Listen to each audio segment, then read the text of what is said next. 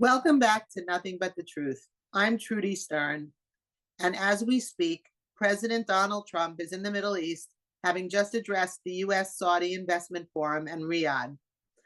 His remarks included urging Iran toward a new and better path, signals a push for renewed nuclear negotiations while warning of massive maximum pressure if Tehran doesn't comply.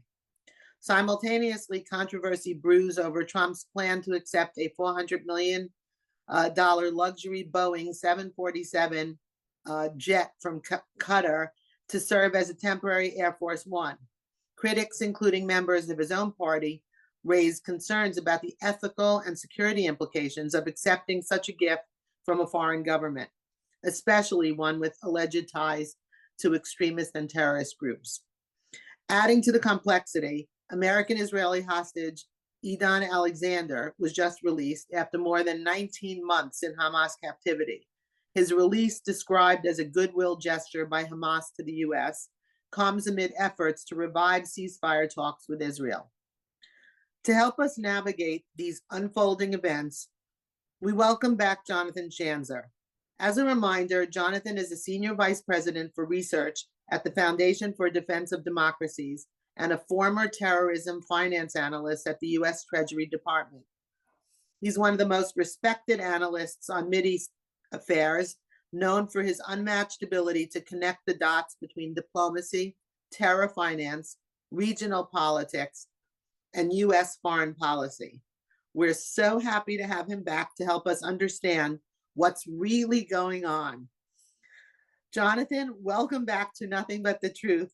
Let's delve into these critical developments. So to begin with, President Trump's speech in Saudi Arabia laid out some renewed hardline stance on Iran, while calling for a new path forward. Could you tell us, what is this signal for the region? How does it impact Israel's calculations, particularly as Iran continues to fund terror across the borders? So we have this whole rhetoric regarding Iran, and also what is going on with regard to Saudi Arabia, and how the president seems to be embracing Saudi Arabia in a real way. Could you give us your analysis? Sure. Well, great to be with you, Trudy. I think the first thing you need to understand is that all of the Arab states that Donald Trump is visiting right now in the Middle East, they're all really concerned about one country above all the others in terms of the threat to their national security, and that is Iran. So as Iran right now is engaged in nuclear talks with the United States, led by Stephen Witkoff, the president's envoy, to negotiations on just about everything. I mean, it's amazing how many files this guy holds, but they're nervous, right? They're watching all this. And so they needed Donald Trump to come out and say very clearly that Iran would never get the ability to enrich uranium and that they would never get a nuclear weapon. And this is, I think, soothing some of those jitters that we've seen out of these countries that do not have strong militaries. They don't have the ability to defend themselves. They rely upon the United States. And so Donald Trump's there to say, don't worry, I got your back. At the same time, Donald Trump is also saying, we need your investment in the United States. And so we're seeing a mass amount of money that has actually just been pledged by the Saudis. I think the number right now, at least that I saw, was $600 billion worth of weapons that they would buy. This is interesting for a couple of reasons. I mean, number one, what does this do to Saudi in terms of the strength of its military? This is not a particularly adept military. If you recall, they were fighting a war against the Houthis a few years ago, and they could not seem to get their act together until a point where basically the Biden administration demanded that they stop their war because it was just killing too many civilians. And it wasn't even, I mean, the ratio wasn't even close, right? They were just bombing school buses and they didn't seem to have a handle on what they were doing. So now you've got a massive amount of money flowing into the coffers of the Saudis. I don't even, or rather, a massive amount of weapons flowing into the coffers of the Saudis. I don't know how they're going to be able to use those weapons In what way will they use those weapons? That's sort of question number one, because I don't think they have a competent military to deploy those weapons. And then I think there's the other thing, which is, do we have enough weapons to sell? We keep hearing from the Pentagon that we are running short, that we can't supply, for example, whether it's the Ukrainians or whether it's the Taiwanese or even the Israelis, that people are starting to get, grumble about the number of conflicts that are happening around the world and whether the United States should be the arsenal for all of these democracies. So I think there are a lot of questions that are being raised as the utility of this. There's no question about how important that money is for the United States, as we look to build financial and economic alliances around the world. Certainly, as we've engaged in these trade talks, trade wars with China, we want good economic allies. So there's a lot happening here right now. The one thing that I'm not really that worried about, though, is the threat to Israel. I know the Saudis are not exactly they're not friends of Israel right now, but we do know that over the last number of years, even during the Biden years, the Saudis and the Israelis have been talking to each other. I always say that normalization is not an event, but rather it's a process. That process is still ongoing, and I haven't lost faith in it. I think it's slowed down considerably, but I don't think it's over. And I actually think that Donald Trump potentially could jumpstart this if he wants to, now that ties are warming again between Saudi Arabia and the United States. So the best thing that you said is that you're not worried, because I really am, and I hope my listeners are not now. I feel much better with you telling me that you're not worried. Um, but it is troubling to see, you know, the relationships that are really building, that are becoming very strong between the United States, Saudi Arabia, the United States, and Qatar. Before we get to Qatar, so um, with regard to Saudi Arabia, do you feel that there will be normalization with Israel without having to recognize a Palestinian state? I don't know the answer to that, Trudy. I think right now, we're at such a strange place in this war. The Israelis understand fully that continuing the war in Gaza is probably not going to yield them that many more significant high value targets. They're not really eroding Hamas's leadership that much more than they already have. The infrastructure in Gaza, I mean, what infrastructure in Gaza? There's nothing really to destroy any longer. Yeah, Hamas can continue to still fire the occasional rocket at Israel. Okay, that's what Iron Dome is for. And it doesn't mean that Israel can't continue to occasionally take out a target here or there when they see something they don't like inside the Gaza Strip. It's going to require continued intelligence. But I see, I'm not sure that I see long-term utility in this war, and for the Saudis or the Emiratis or the United States or even for the Qataris to suggest that maybe it's time that we throw in the towel and get back to the business of rebuilding the Middle East. That's not the worst thing in the world right now, especially given that Israel has gained the upper hand in every one of those 7 fronts where it's been fighting since this war began on October 7th, 2023. I see Israel having come out on top in every one of these fronts, right? We're talking about Gaza, Lebanon, Syria, Iraq, Yemen, even the West Bank. In Judea and Samaria, things are not as bad as maybe I thought they were. And then Iran itself, this is a country that's significantly weaker. I think that it's not the worst thing for the Israelis to begin to talk to the Saudis or others in the region about what the day after truly looks like. Now, it doesn't mean that everything's going to be perfect, and it doesn't mean that everything's going to be safe, but I do think that all things equal, it may be time in Israel's best interest for them to start to think about ending this war, because it's been, almost 600 days here. It's been exhausting. And I think the big question is whether the Saudis or whoever it is demand Palestinian statehood in exchange for normalization.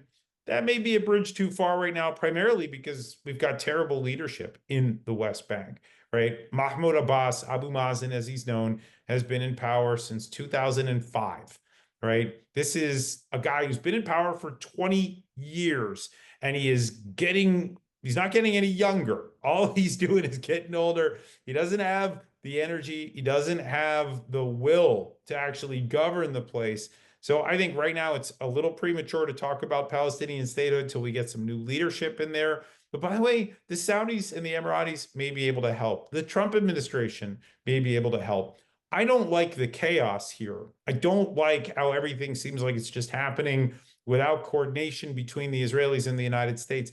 That does not sit well with me. But some of the end goals of some of these actors, they don't bother me as much. So a lot of the terror proxies have been eliminated or very greatly degraded, for sure. But it seems like Syria might be a big problem. And just as that is becoming evident, President Trump says that he wants to release sanctions and allow them to grow. That, I think that was stated today even. So what are your thoughts about that? I think that's very troubling. And also the discussions with Turkey. Look, here's the way I read it today. I mean, as I understand it, Trump has lifted sanctions on Syria. I think it was premature.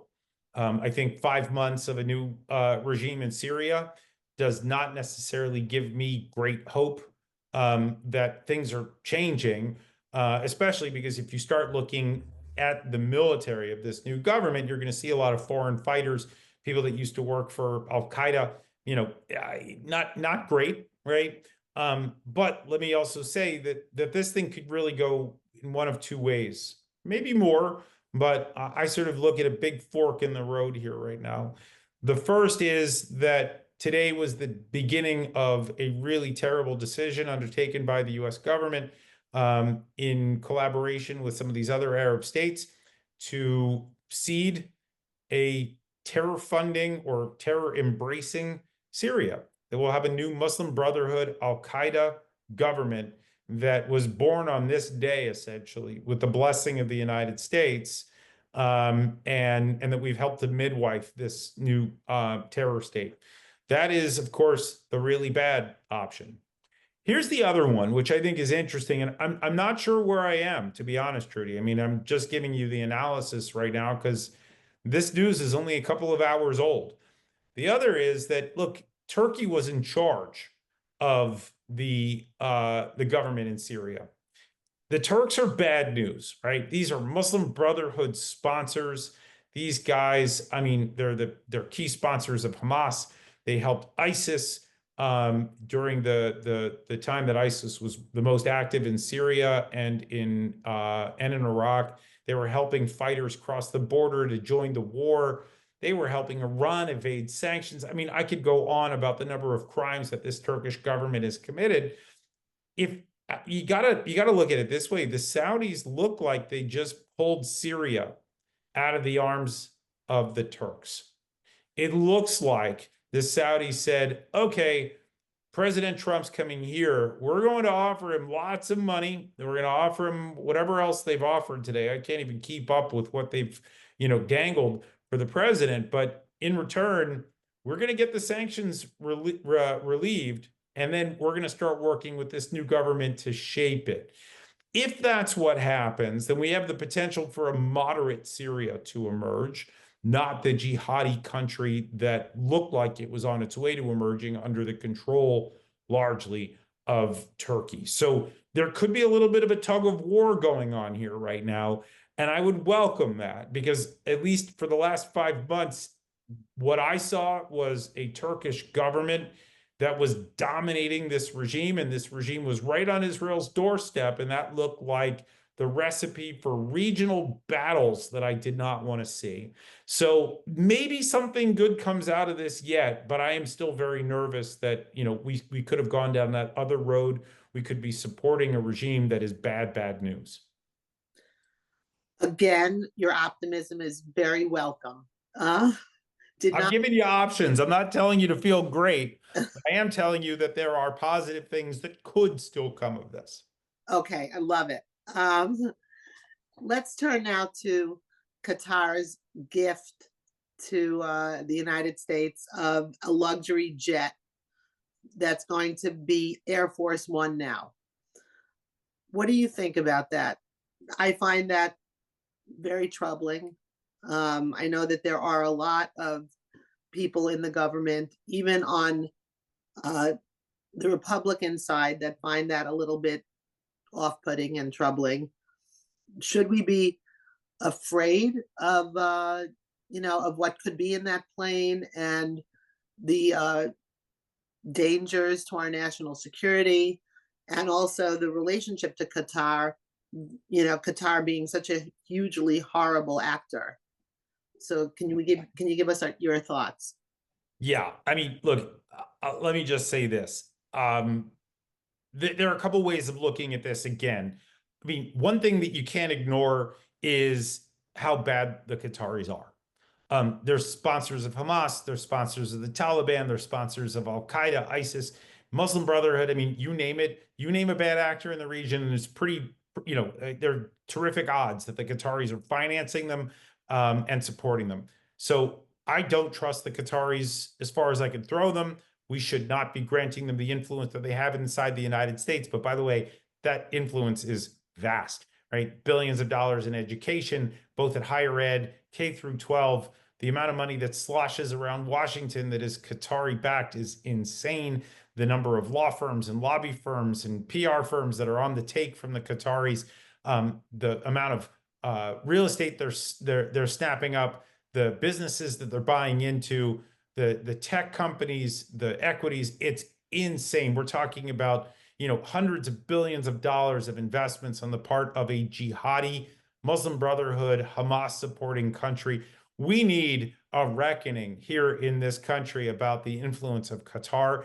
It really cannot continue down this road. I think it would be disastrous for the United States, not just for Israel. I'm talking about for the United States, because these people are truly corrupt and disgusting, and they should not have a role to play in American politics.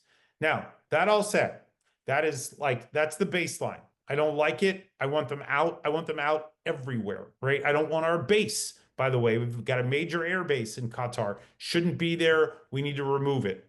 Things like this, I think, we shouldn't even be debating. It needs to happen. Now, we get to the point of the plane.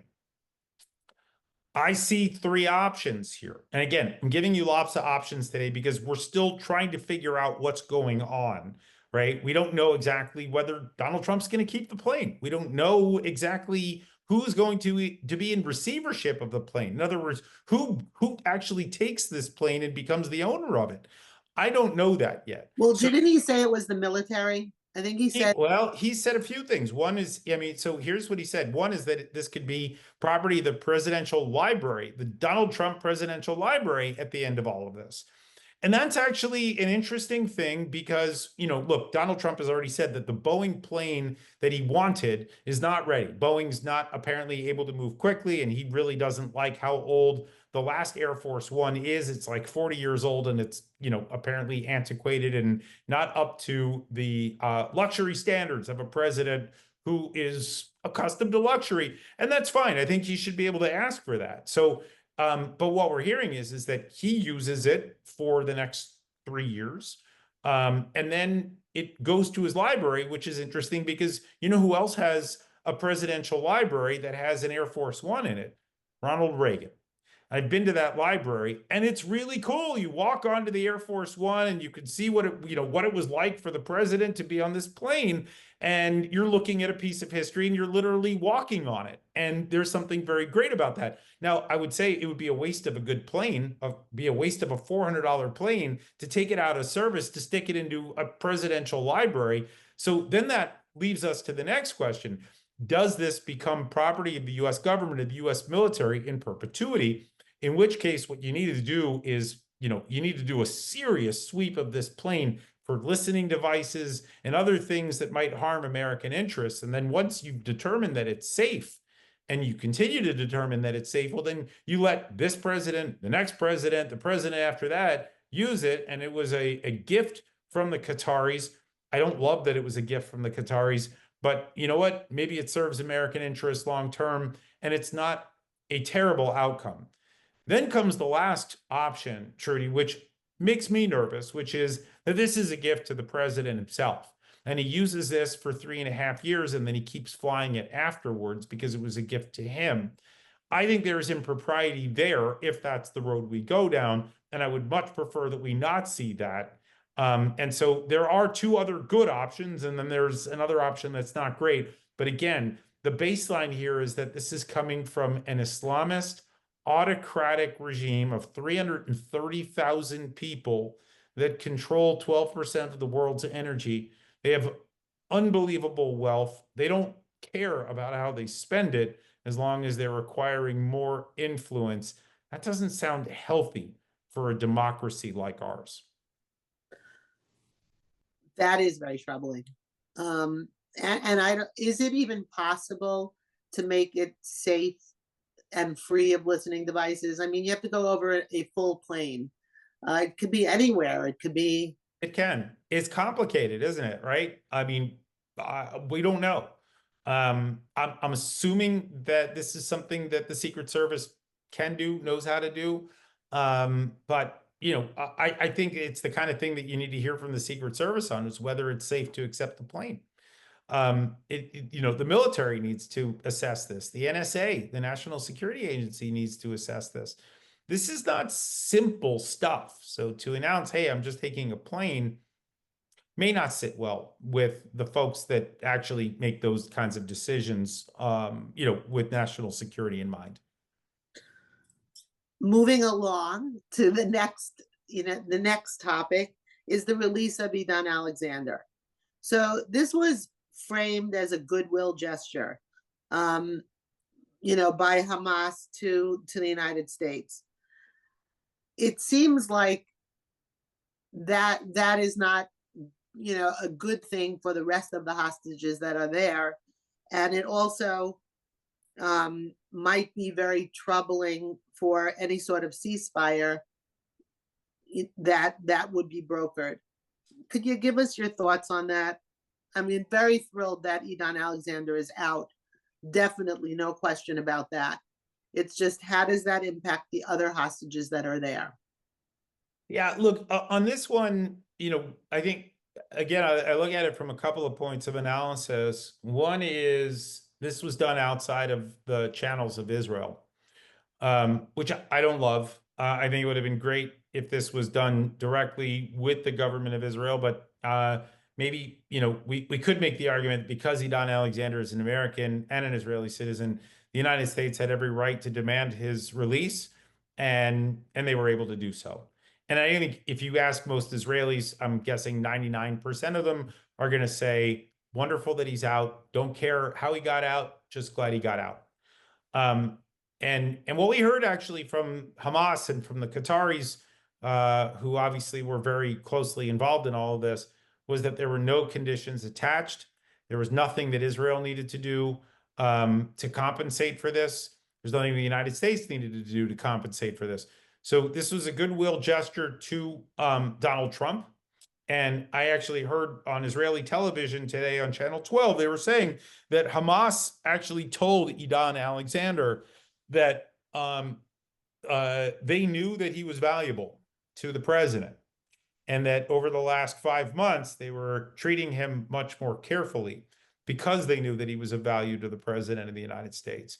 So in that sense, I got to say, I don't feel terrible about much of this. What I'm concerned about right now is actually some messaging that we heard from Stephen Witkoff, from the envoy of the president to these negotiations. He got up in front of the Israeli hostage families. I think it was either yesterday or the day before, the day before that. The days have kind of blurred together with the amount of news that we've been digesting.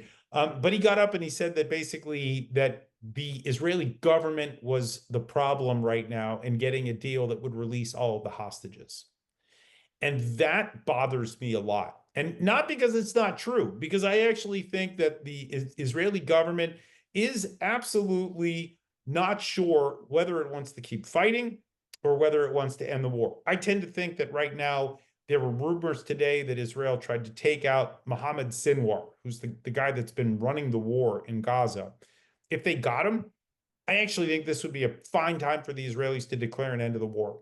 To say that we killed now the second guy who was in charge of this thing, we're kind of done. I mean, how much more are you going to achieve in Gaza? But what Witkoff did is he began to point fingers at the government. That actually shows me that there's more friction there than you want, and it shows me that perhaps the American aims of negotiating an end to the war is at odds with where the Israelis are. That's the kind of thing that really needs to be done quietly behind closed doors. Look, one of the big disagreements that I had with the Obama administration is they used to air their dirty laundry as it related to, Israel's opposition to an Iran nuclear deal. And they would trash Netanyahu. Sometimes they would do it directly, sometimes they would leak information. This is stuff that's not helpful for an alliance, right? You want to keep your disagreements private and you want to keep the alliance itself public. It's pretty simple. So that's the stuff that bothers me right now. But I do think that we may be getting close to a point where Israel needs to really assess, is it worth continuing to fight when you look at the rubble that is Gaza right now, when you look at the disaster that has befallen Hamas for its fateful decision on October 7th, I think it may be time to say, you know what, most of these war aims are achieved, especially when you look at the relative quiet in all those other fronts that we talked about. This seven front war is not a seven front war right now. It's far less than that. And even the threats that Israel faces, they're not as significant as they once were, not by a long shot. So, I think, look, if you ask me, I think you could kill Sinwar. If the Israelis get him, that's great news. They don't think that he was able to survive based on the intelligence that they had and the weapons that they used. So then what you really need is you need a deal that ends the Iran nuclear threat. If you can do that, I think you could potentially envision the Israelis ending the war, thanking Donald Trump, and starting to rebuild to a new Middle East. Doesn't mean that Israel won't continue to target Hezbollah or the Houthis when it's deserved, but it also doesn't mean that Israel's like loaded for bear and fighting on multiple fronts. So there's some interesting choices, I think, ahead after the release of Idan Alexander. So do you see a shift at all in the ironclad uh, alliance that America showed to Israel from the moment that President Trump took over in January till about 2 weeks ago? And a shift, somewhat of a shift. Do you see that? I see some shifts, but I gotta say, I hear a lot of people telling me the sky's falling. I think that's premature right now. I see some signs that I don't like. The Witkoff thing was probably one of the biggest. But a lot of people are saying, okay, well, Donald Trump made a deal with the Houthis and he did it behind Israel's back. Okay, let's just review what happened. He pounded the Houthis for 50 days using Israeli intelligence.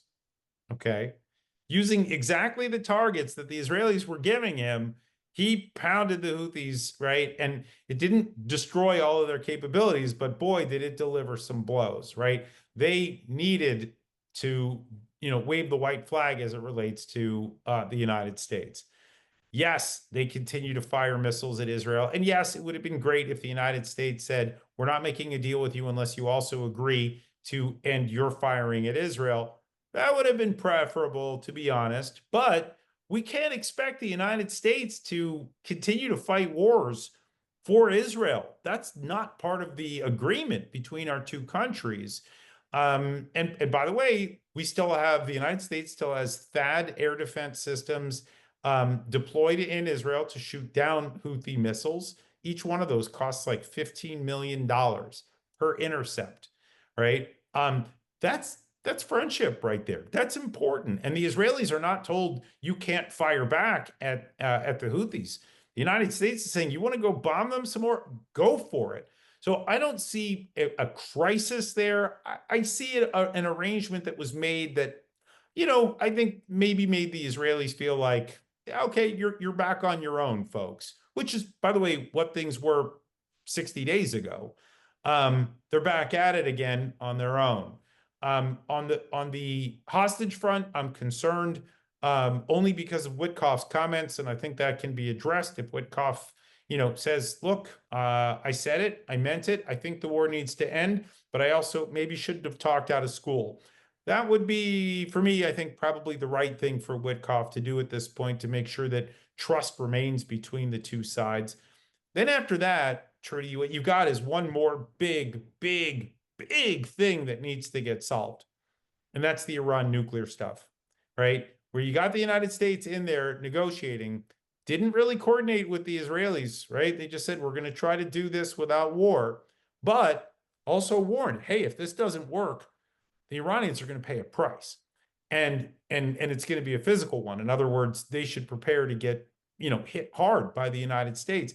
So I don't see the United States as having betrayed the Israelis there. What they're trying to do is they're trying to give diplomacy a chance. Now, the question is, are they going to do it in a way that exceeds what the Obama administration did? The Obama administration got a bad deal. Can the Trump administration get a good deal? That's my question. Don't know how to answer it. But look, bottom line, when you start to step back from all three of these files that I just mentioned, there are a lot of unknowns. And that is what is causing anxiety across the board. And by the way, it's not just Israelis that have anxiety. The Gulfies have anxiety. Americans have anxiety about what's going on here. We can't keep up with the news. It's moving so fast right now.